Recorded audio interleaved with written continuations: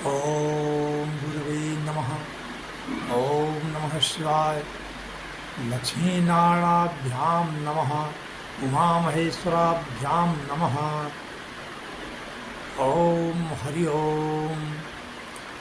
देखिए मेरे भाइयों, हम आप लोगों को बता रहे हैं, भगवान कहते हैं कि जो भी मनुष्य मेरी शरण में आ जाता है, मैं उसे हर प्रकार की, किसी प्रकार की चिंता शोक में नहीं पड़ने देता हूँ और उसे मैं सभी प्रकार से पूर्ण कर देता हूँ, उसकी सभी इच्छाएं पूर्ण कर देता हूँ।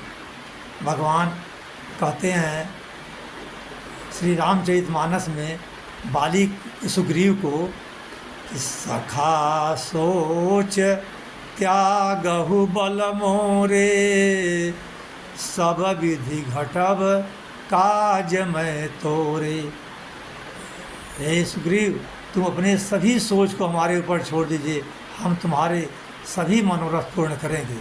इसी प्रकार भगवान श्री कृष्ण गीता जी में अर्जुन को उपदेश देते हुए कहते हैं कि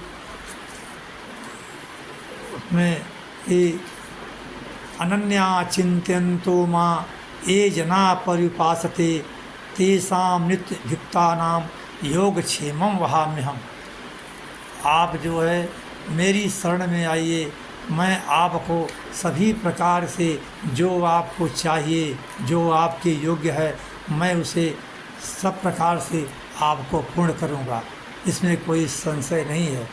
इसी तरह भगवान कहते हैं गीता में सर्वधर्मा परित्यज्य मामेकं शरणं व्रज अहम त्वां सर्वपापेभ्यो मोक्षयिष्यामि मा शुचः।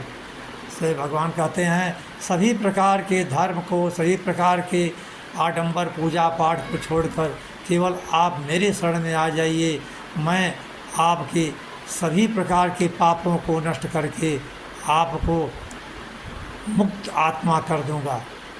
अतः मनुष्य को चाहिए कि सभी प्रकार के विषयों को छोड़ करके भगवान के शरण में आना चाहिए और उनके ऊपर सभी कार्य को छोड़ देना चाहिए। जब उनके सहारे मनुष्य हो जाएगा तो भगवान उसके सभी इच्छाओं को पूर्ण करेंगे। जब तक मनुष्य इधर उधर भटकता है, किसी के सहारे का आश्रय लेता है, तो भगवान तब तक उसका सहारा नहीं करते। जब एकदम भगवान के शरण में मनुष्य आ जाता है तभी उसका वो पूर्ण करते हैं। जैसे द्रौपदी के चीरहरण के समय द्रौपदी पहले सभी लोगों की तरफ देखती है, भीष्म पितामह, गुरु द्रोणाचार्य, कृपाचार्य, उनके पांचों पति, लेकिन कोई कुछ नहीं कर पाता है। तब लास्ट में वो भगवान श्री कृष्ण को पुकारती है। भगवान साड़ी में प्रकट हो करके और द्रौपदी की लाज को बचाते हैं।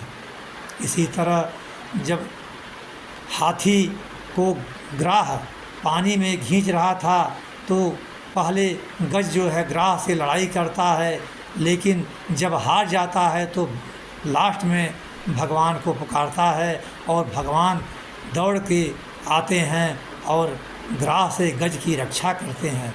इसलिए भगवान परम दयालु हैं, उनके ऊपर मनुष्य को श्रद्धा और विश्वास रखना चाहिए। अगर श्रद्धा विश्वास जो भगवान पे रखता है उसके किसी प्रकार के कार्य में कोई विघ्न नहीं आता है। ओम नमः शिवाय। हर हर महादेव।